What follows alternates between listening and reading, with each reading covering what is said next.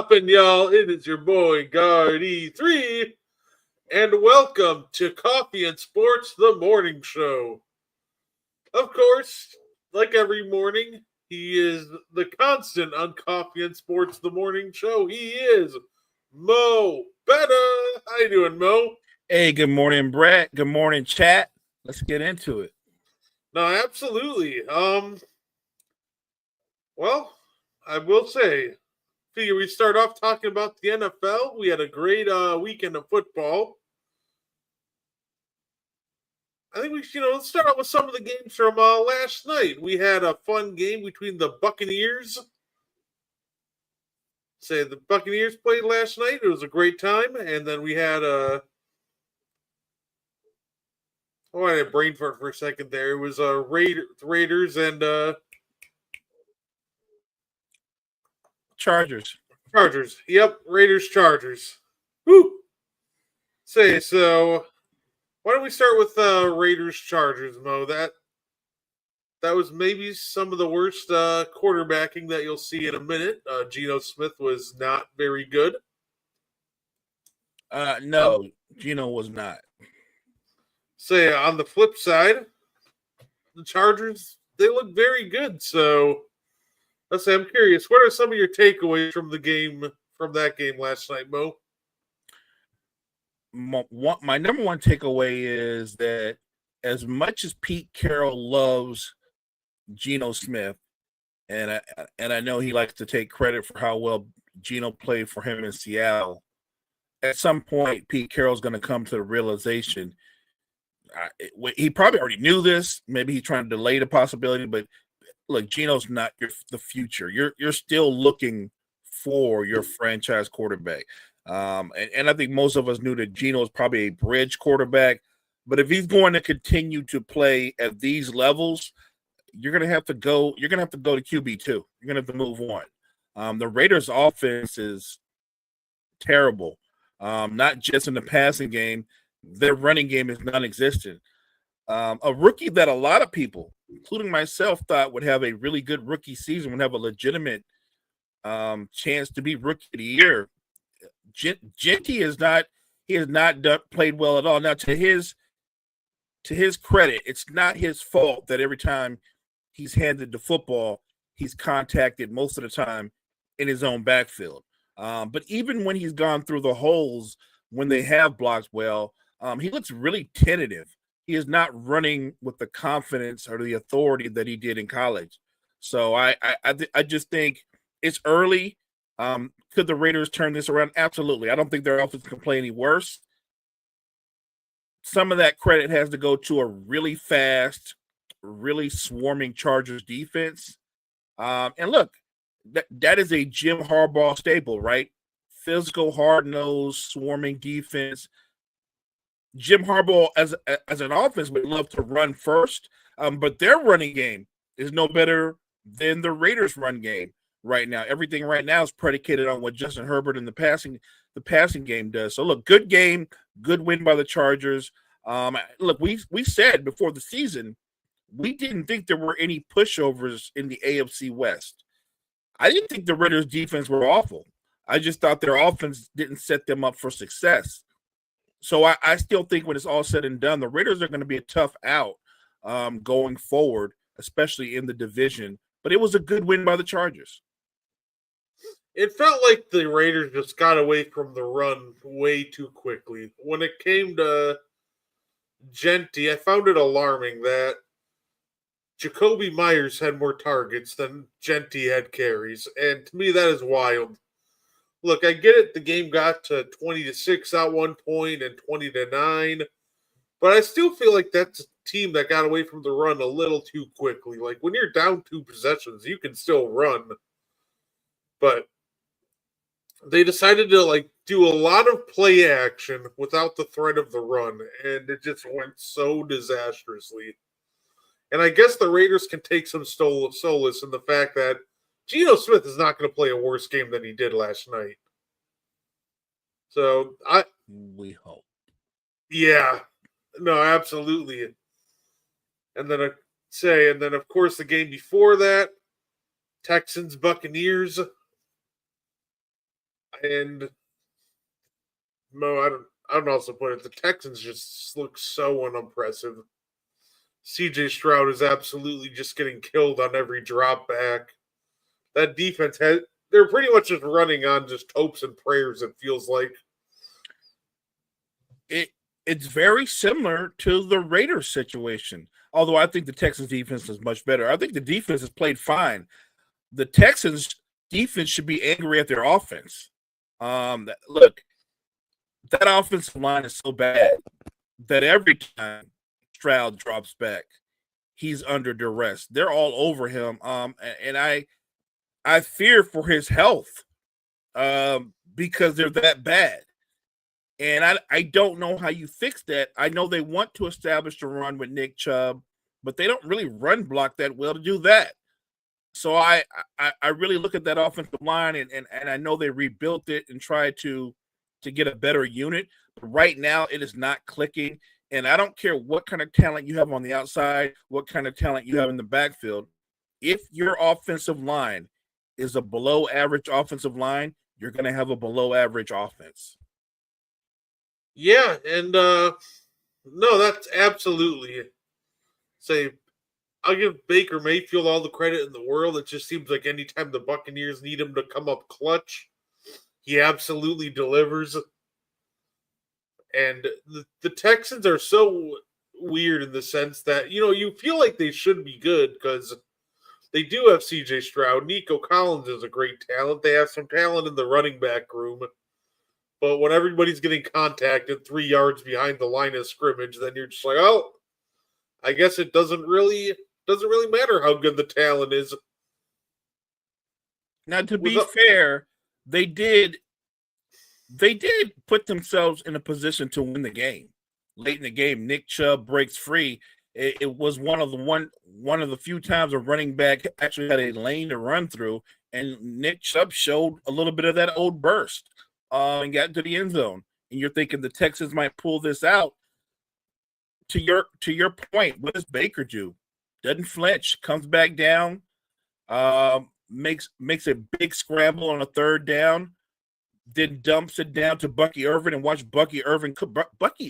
Guys like Bucky Irvin and Bijan Robinson, I can watch all day. Because watching them always makes me think back to the great Barry Sanders. Just watching guys who in space can absolutely make linebackers and safeties look bad. So Bucky Irvin makes a big play. They get all the way down to the goal line and they score and they pull it out. Close game, good game, boring game because it was very one-sided in the second half. It was all defense and punts. But I'm going to give Tampa Bay credit. They're 2-0. That's the bottom line.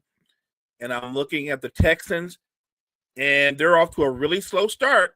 I kept saying this to people in a division where if Indianapolis is going to get comparable quarterback play, by the way, I keep saying comparable quarterback play because that's the bar I came into the season with that Daniel Jones had to be able to hit. That if he's solid, if he's a game manager, I felt the Colts would win the division. The truth is, he hasn't been a game manager. Right now, Daniel Jones looks like a Pro Bowl quarterback. I don't expect him to stay at those levels, but if he does, they're going to run away with the division. I think the Texans have to find a way to protect CJ Stroud. With the way he's looked, so far, hey, maybe Daniel Jones MVP season. Obviously, kidding. Josh Allen and Justin Herbert like a word, but Daniel Jones has been insanely impressive. I'm blown away by how he's looked. Comeback player of the year, maybe. He's coming back from the New York Giants. And look, again, we're 2 games into the season. I want you to think about this for a minute. The Colts have yet to punt the football this year. Like, that's how good their offensive play. They haven't punted yet. I'm one of those people that we have to stay in reality a little bit. I know what we're seeing. I also know it's 2 games in. And he will play better defenses. But if he's a lesser version of what he's been, if he's what I expect that he could be, I still think the Colts are going to be a good football team. Great offensive line, one of the best running backs in football, and Jonathan Taylor. Pittman and company are nice on the outside, and they have a bend, don't break defense. I think the Colts are a legitimate good football team. Say, speaking of the Colts, Mo, one of their opponents maybe had the most hilarious press conference of the weekend this past weekend. Did you hear some of the quotes out of this Dolphins press conference, Mo? I did not. Mo, I'm going to read you a couple because I want to get your reaction because these are just so, rich. So, first off, by the way, I'm going to start with my favorite quote right off the bat. And it's from Mike McDaniels on their Week 2 loss to the Patriots. We're here to win games. You have to win the game, not lose the game, honestly, and that is how you lose the game.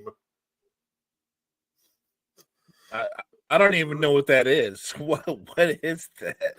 That is a real quote that he said. Just in order to win a football game, you just have to win. You can't lose.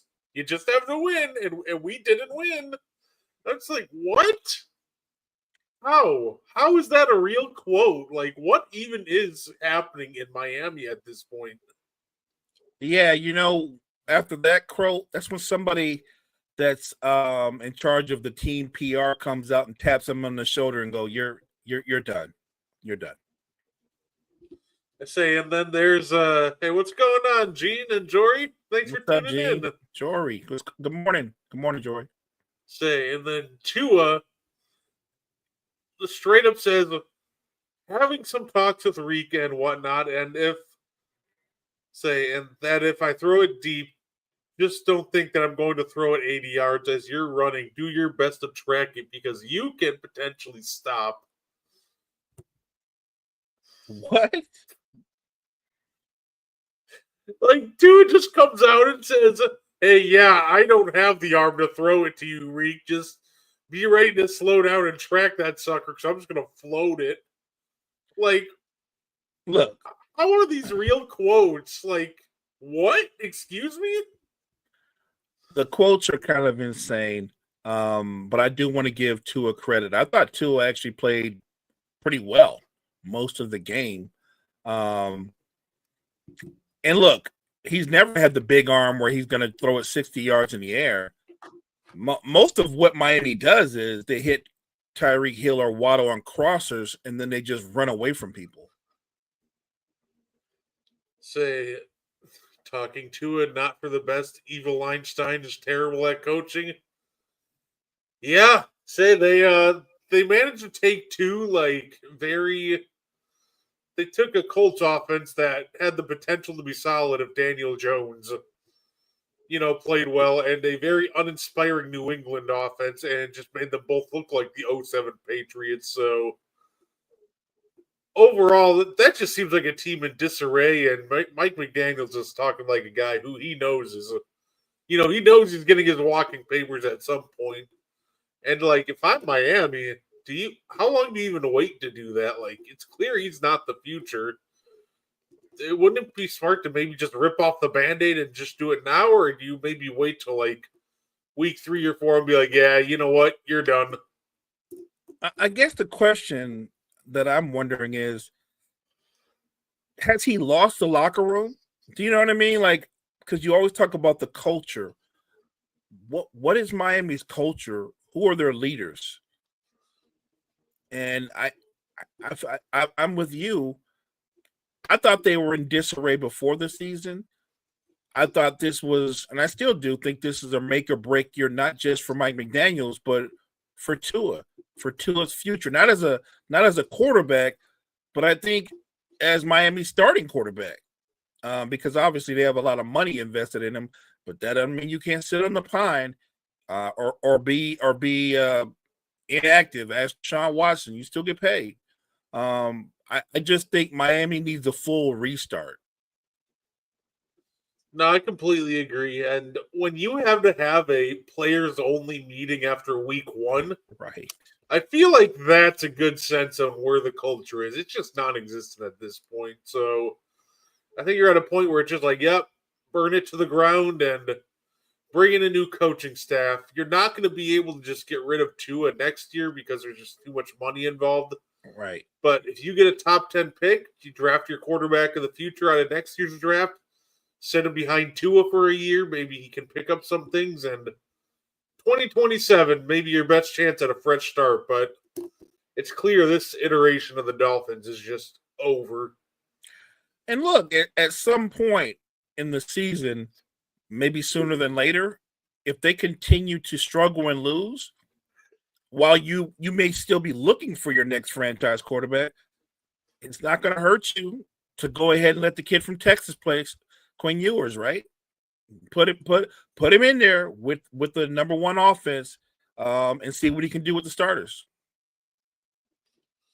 Locker room is as fried as Snoop. Fair enough, Jory. No, absolutely. And hey, we had the Sunday afternoon game that was great. Maybe the Lions aren't as washed as we thought they were. Now, on one hand, Detroit, they looked very rough against the Packers, but then they obliterated the Chicago Bears. So, what do you make of the Lions so far through the first couple games?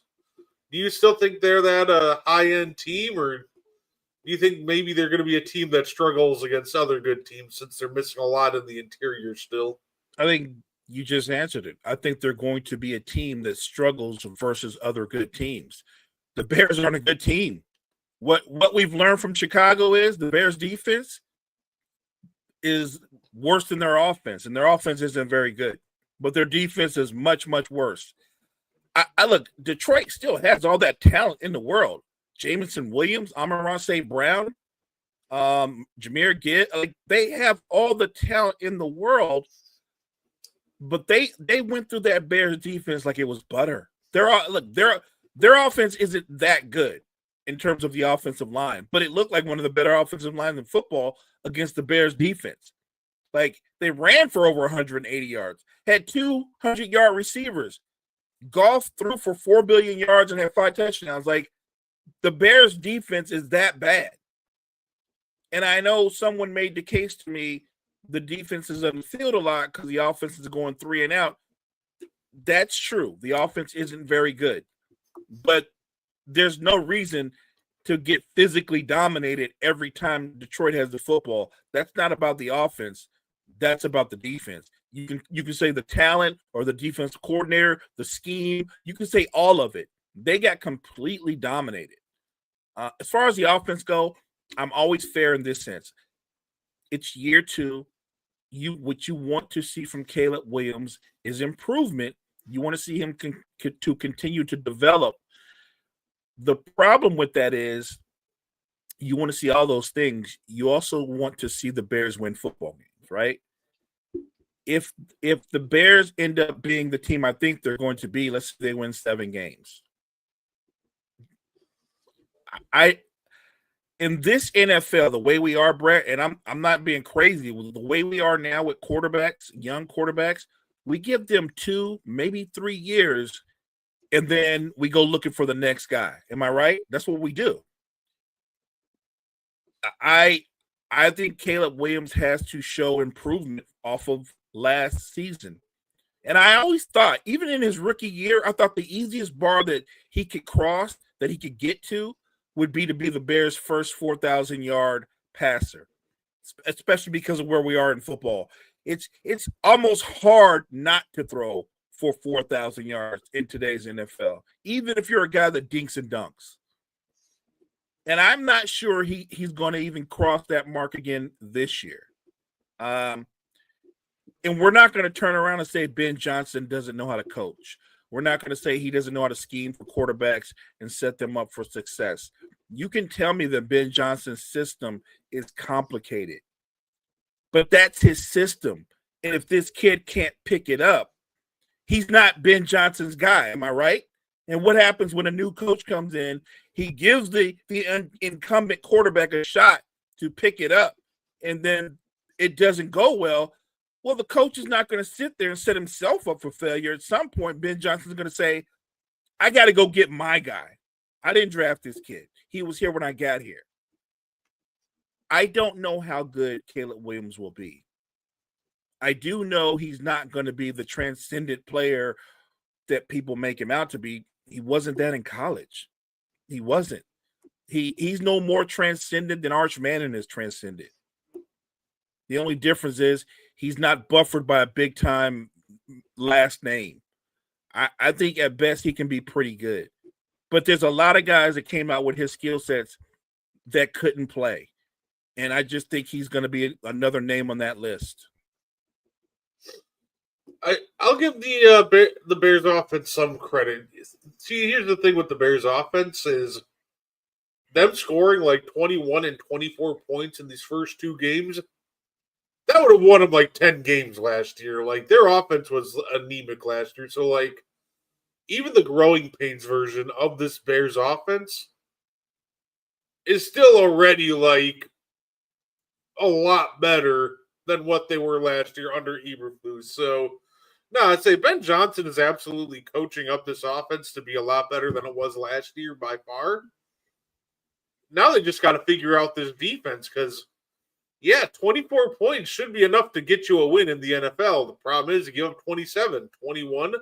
That can get you a win most games, but you gave them a 50 piece. So I think the offense is strangely like producing a decent amount here. It really feels like it just comes down to can they figure out how to get stops, and that just hasn't happened through 2 weeks. And look, there's another way to take this, right? You're a first-year coach with a second-year quarterback.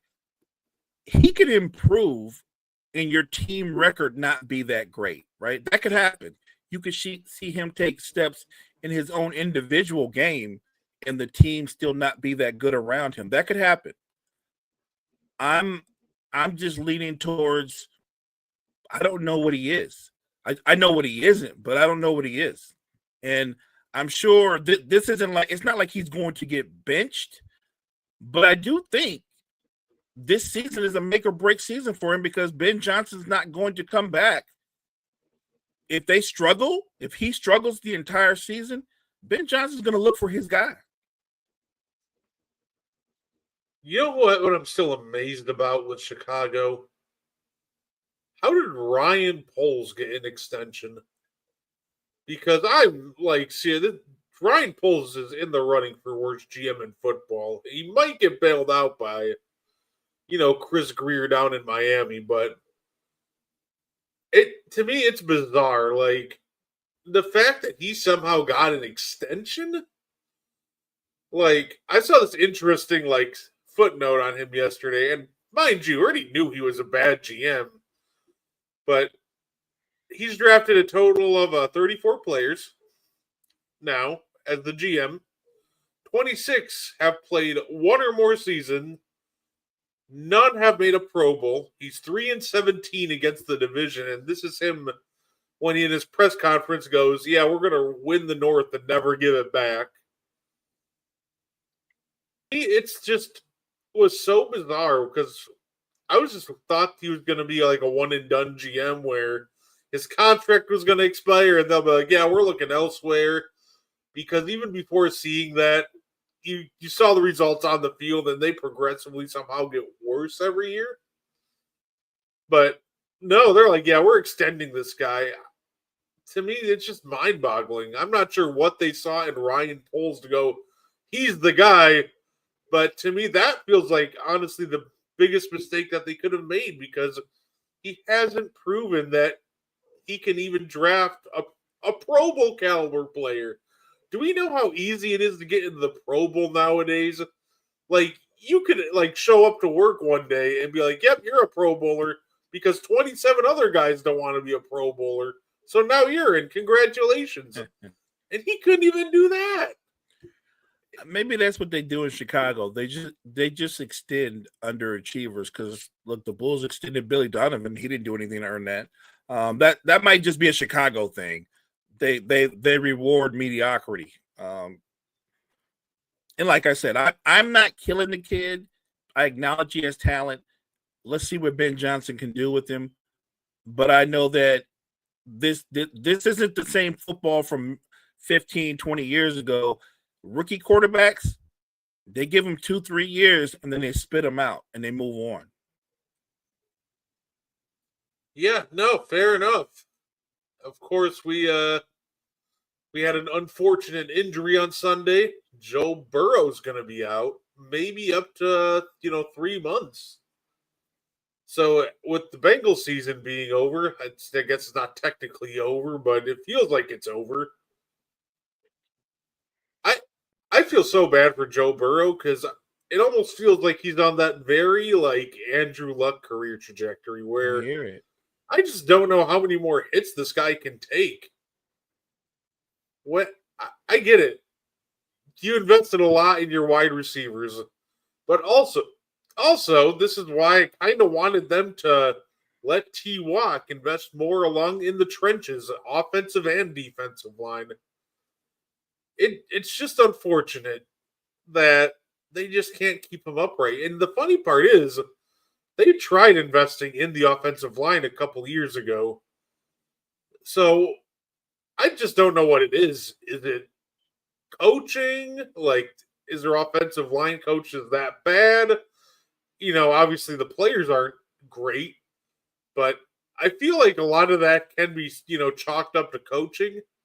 So I don't know. Just kind of, what is your take on the state of the Bengals? Because to me, that coaching staff is a disaster, and I feel like that's just kind of the root of the problem here.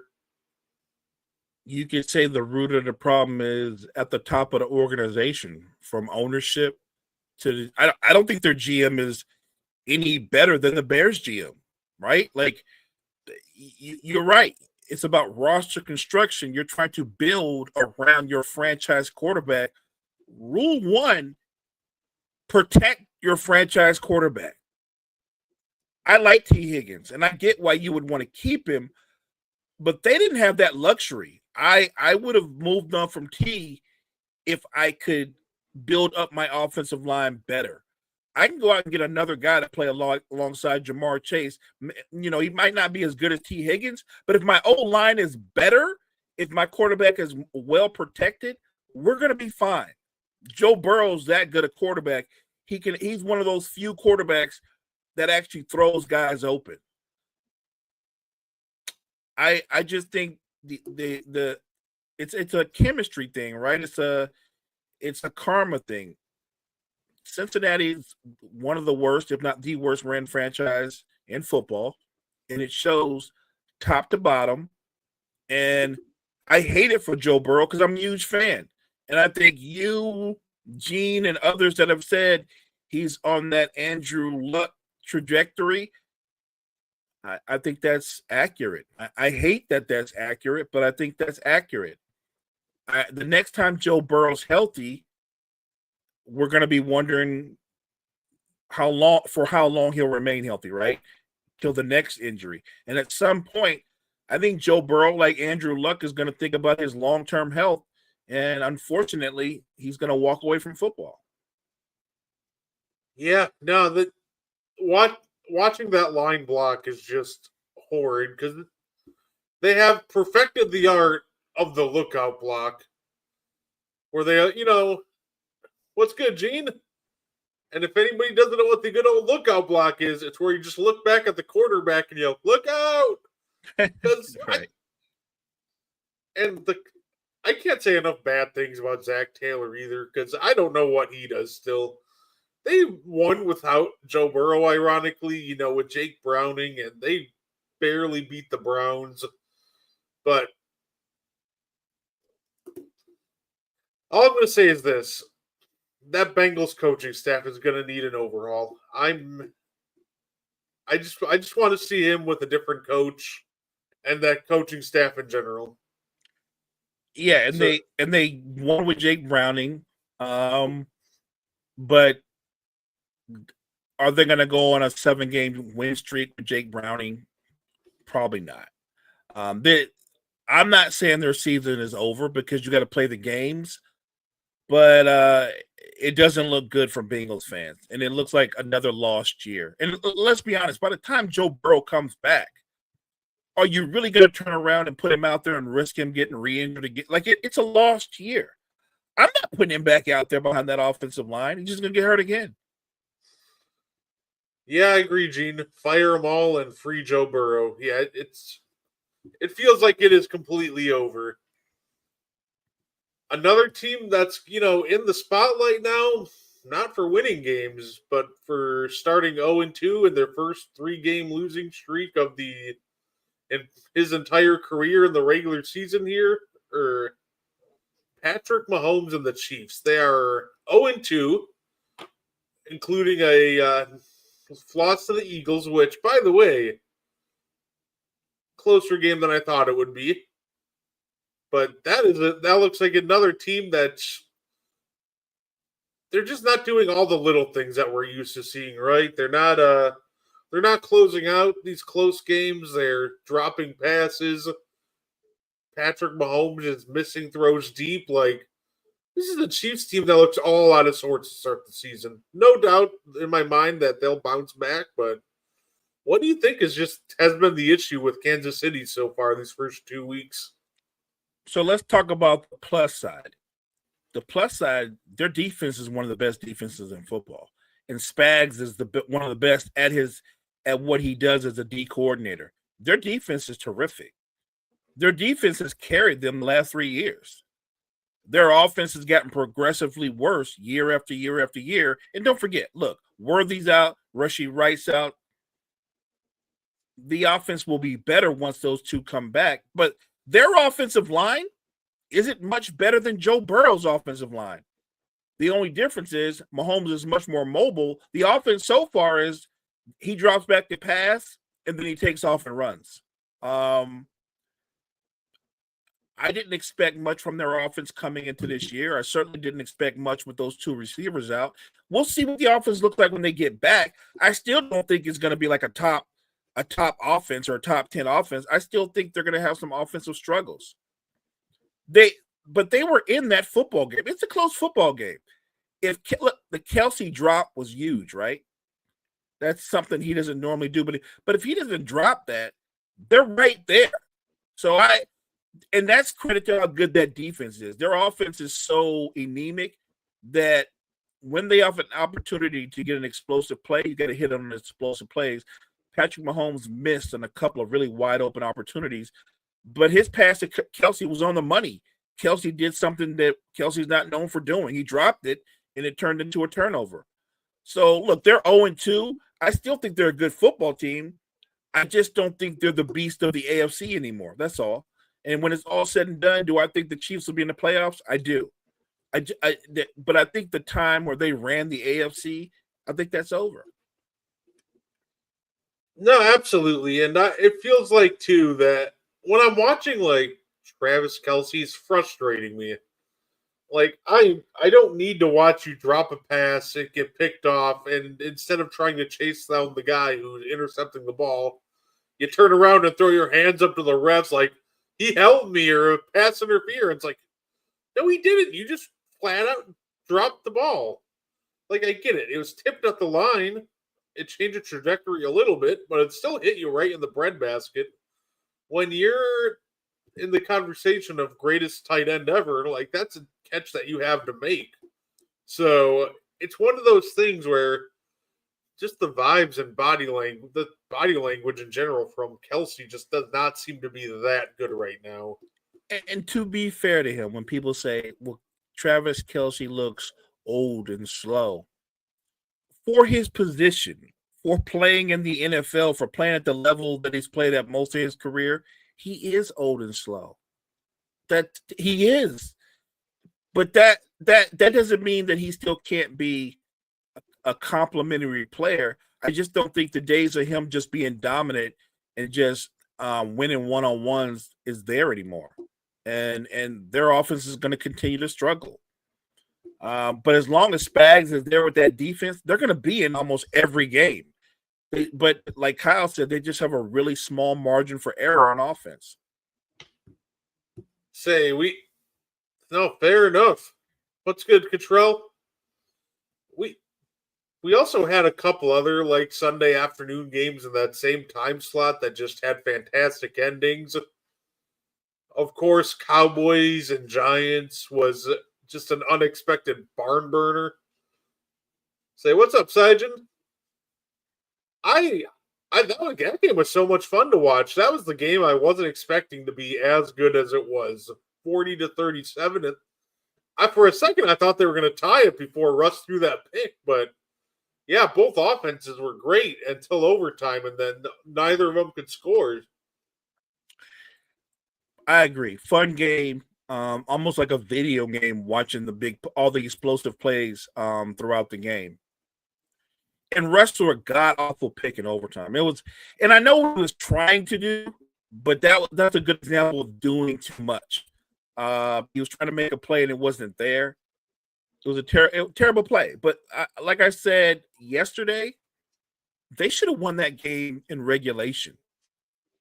It shouldn't have gone to overtime. The Giants defense, the defense that a lot of people, including myself, have talked about what they could be and how dominant they were terrible. They were terrible. That game should have been won in overtime, and they didn't do their jobs. Or shouldn't have been won in overtime. I'm sorry, it should have been won in regulation. The Giants defense lost that football game. Yeah, absolutely. And and that Denver Colts game with the very controversial ending, let's say line up. Colts try to kick the field goal, miss, but the Broncos get hit with a leveraging penalty and gives them an extra 15 yards and a second chance, which the kicker, nails.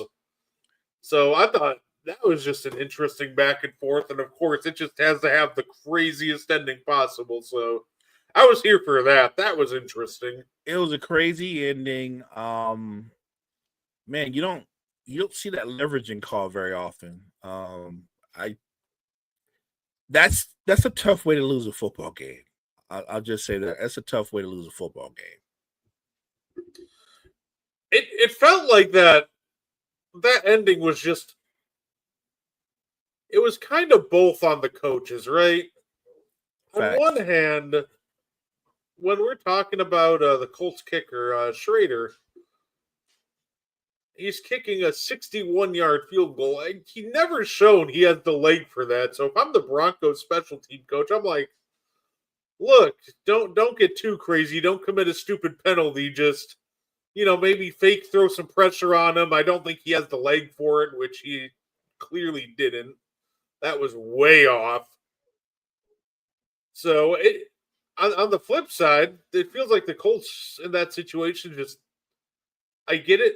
You want to go for the game tying field goal, but man, you put out your kicker that probably doesn't have the leg to get it there to try to win that football game. And they put him in a really tough spot, but got bailed out by the fact that the Broncos committed a very stupid penalty.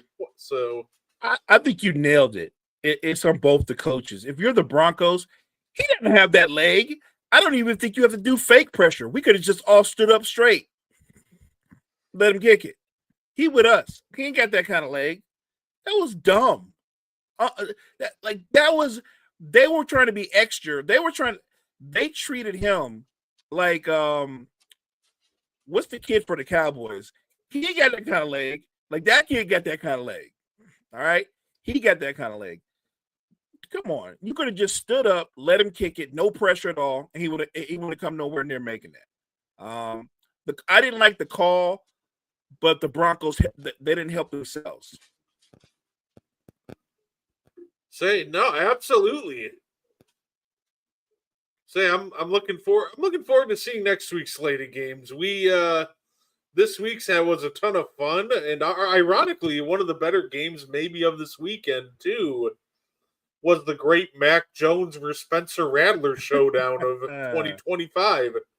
49ers and Saints played in a fun and close game. So, look, I'll give the 49ers credit. It felt like that when they were announced that, Purdy was out, it really felt like that they were done. But to their credit, they came out and pulled it out against a very game New Orleans Saints.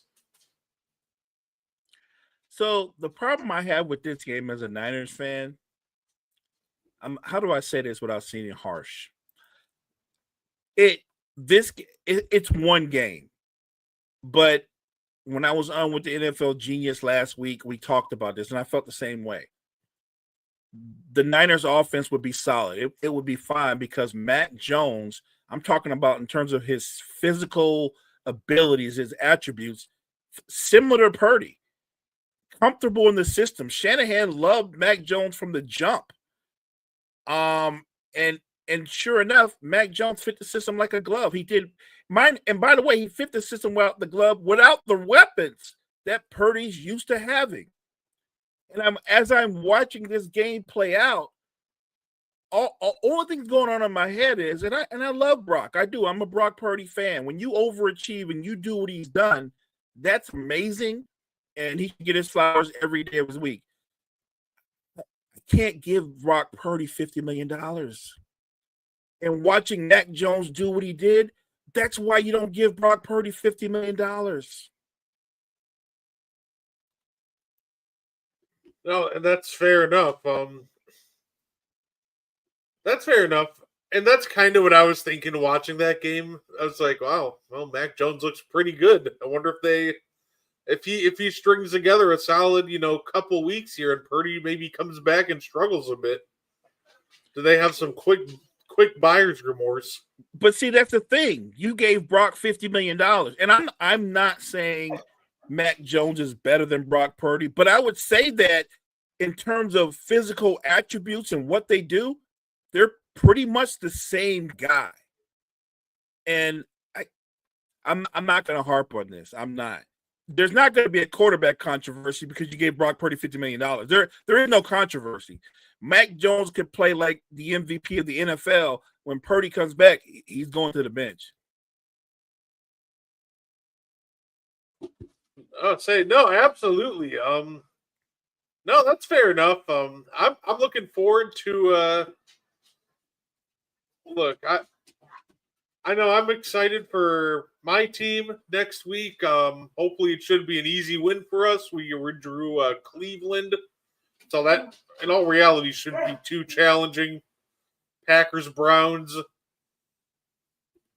I know we can't really overlook opponents, but man, I'm so looking forward to that Week 9 showdown against Philadelphia.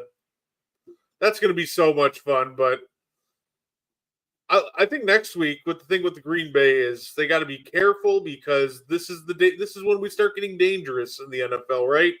You win a couple like in dominant fashion, you get a little too ahead of yourself, and then you run into a trap game like Cleveland, where all of a sudden it's like, now you're down, and you're in a dogfight with the Cleveland Browns. So no, I'm looking forward to next week, but this has trap game written all over it for Green Bay, so.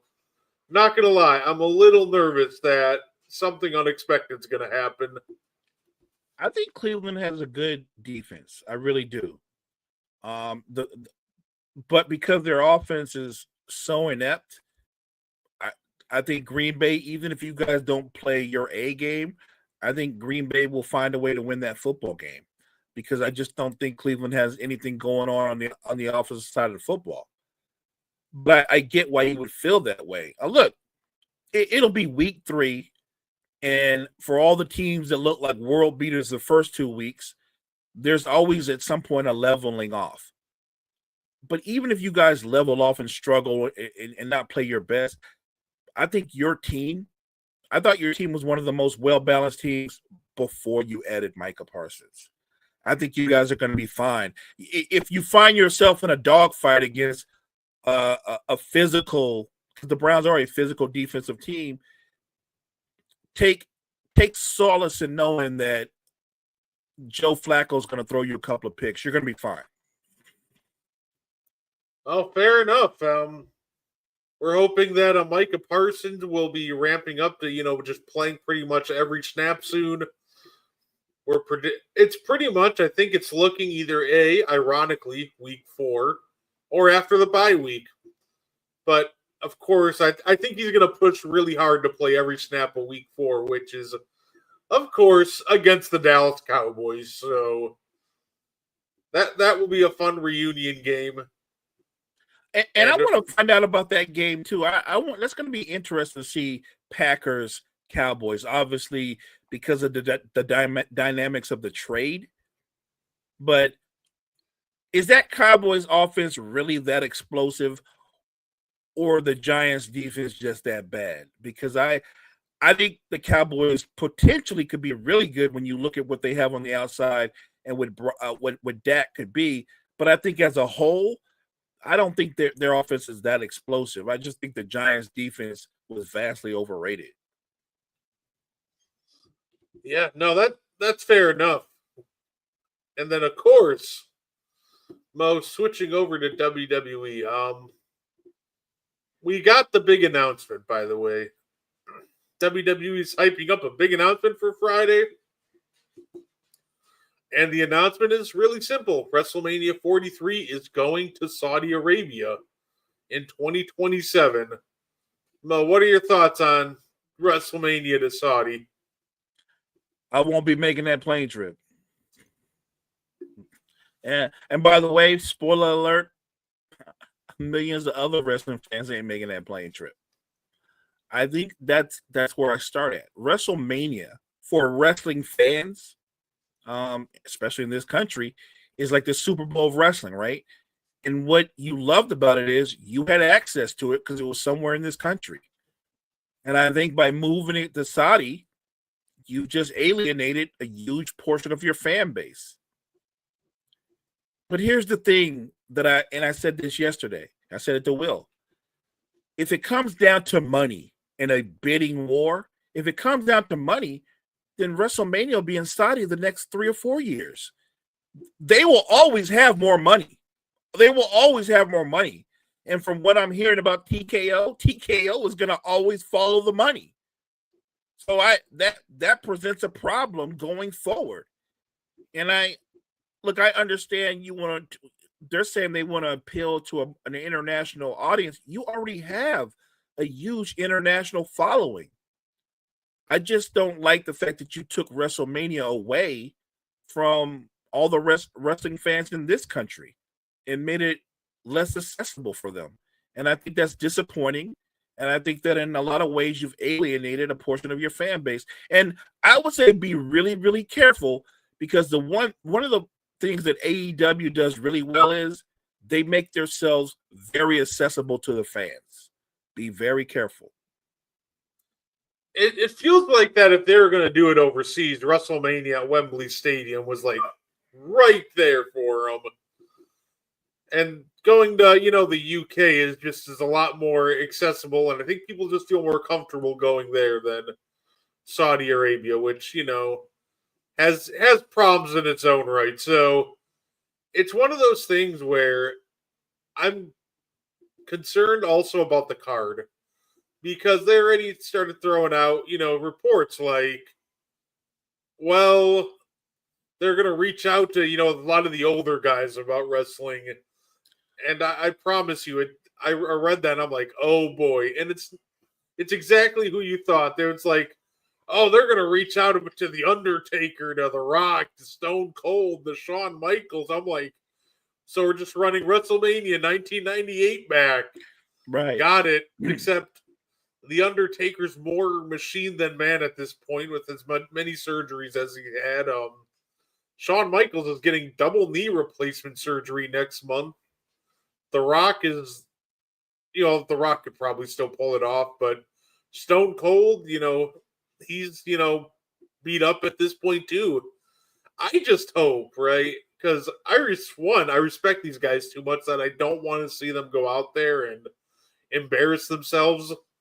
But I just hope that they do just continue to focus on this generation's talent. Like, if you want to trot those guys out there, don't try to, force them to wrestle a match. Just let them maybe come out, say hi, thank you for coming out, or maybe super kick or choke slam a guy and, go home. But when it comes to the in-ring talent, let's keep it 50 and under, please. I agree. But let's not also forget, this is the part that we kind of touched on yesterday. When you have an event in Saudi, you have to also factor in how that impacts the women's division, how that impacts the women performers in Saudi, in the country, with how they treat women and where women are held or you know what I mean? Like, it's a big difference. So are all the women in the WWE going to be wearing like pants outfits? Are they going to have to cover up their hair, their head? Like those things do matter in Saudi. That matters. And I hate that TKL just sold out and took the money. I do. And when you take the money that way, and you're making a deal and showing support to that country with all the human rights problems that country has. I'll just leave it at that.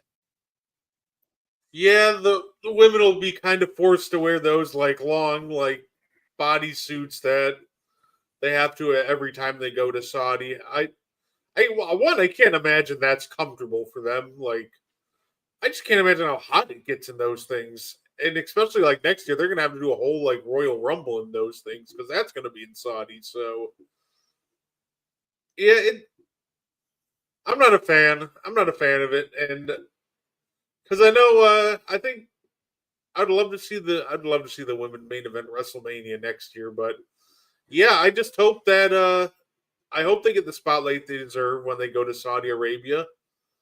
I really do, but I don't know if that's going to be the case or not. So they're not going to main event, not in Saudi.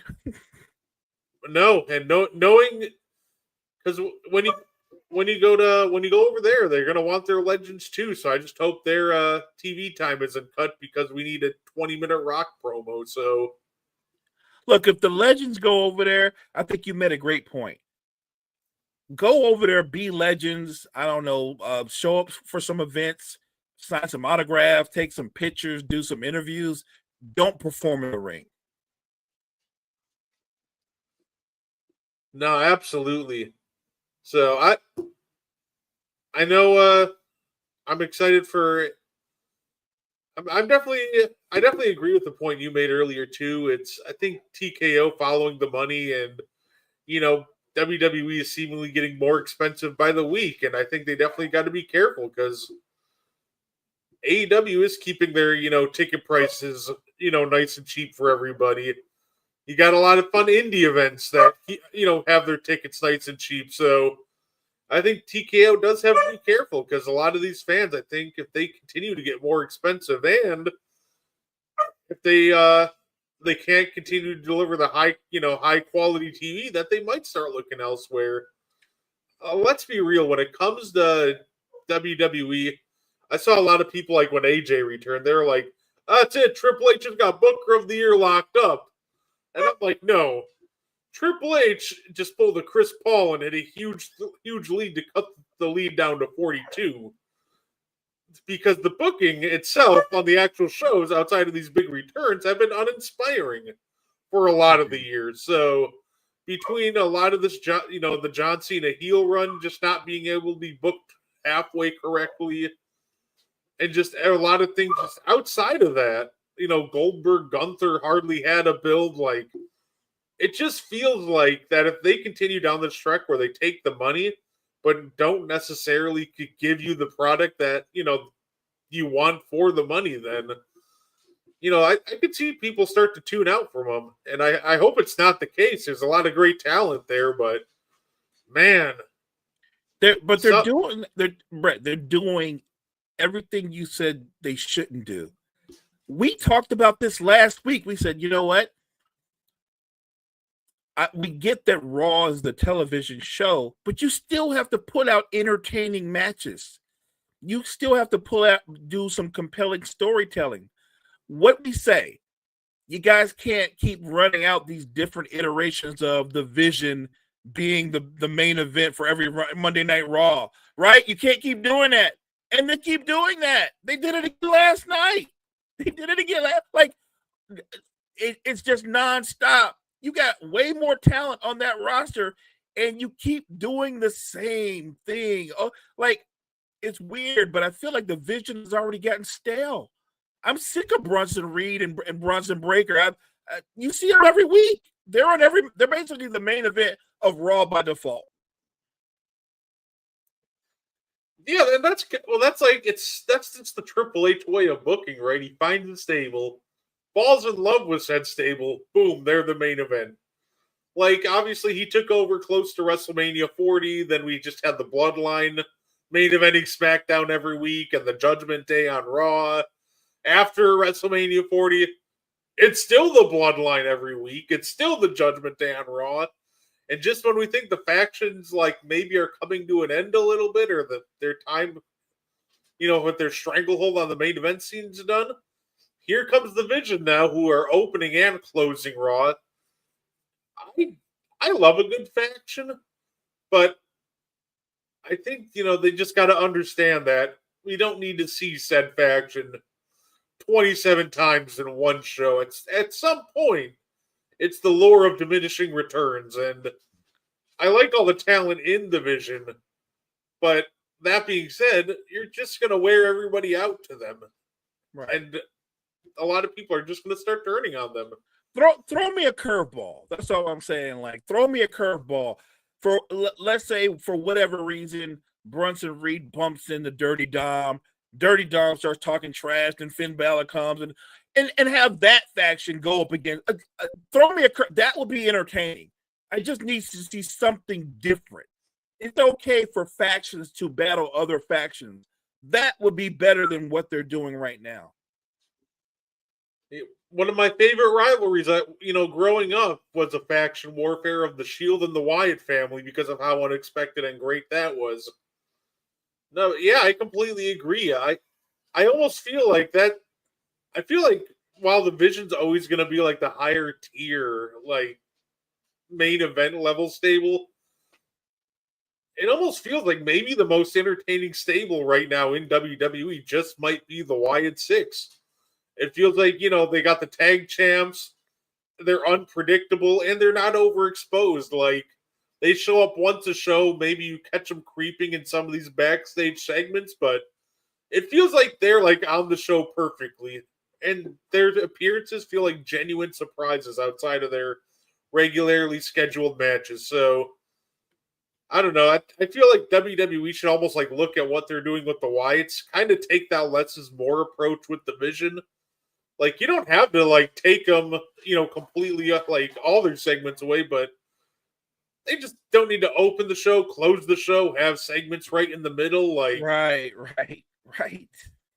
Just, like, give them the opening segment, have them wrestle a match, and that's about it. I'm with you. Agree. Say that being said, that's all I had for us today. Anything you want to add before we get up on out of here? No, fast show. Appreciate you stepping in, partner, as always. Thank you, chat. Thank you, Kyle, Gene, Saijin, Jory, everybody that showed up. Appreciate you guys. Guys, make sure you check out all the great content we have at Wire to Wire Network. Wire to Wire Network, we appreciate you. Yeah, absolutely. And you can catch Mo and I next on Thursday for the And One podcast. We're gonna aim to do a show maybe early in the afternoon. Going to a Brewer game Thursday night, so it's gonna be a great time. So anyway, thank you guys so much for tuning in, and I hope you enjoy the rest of your day.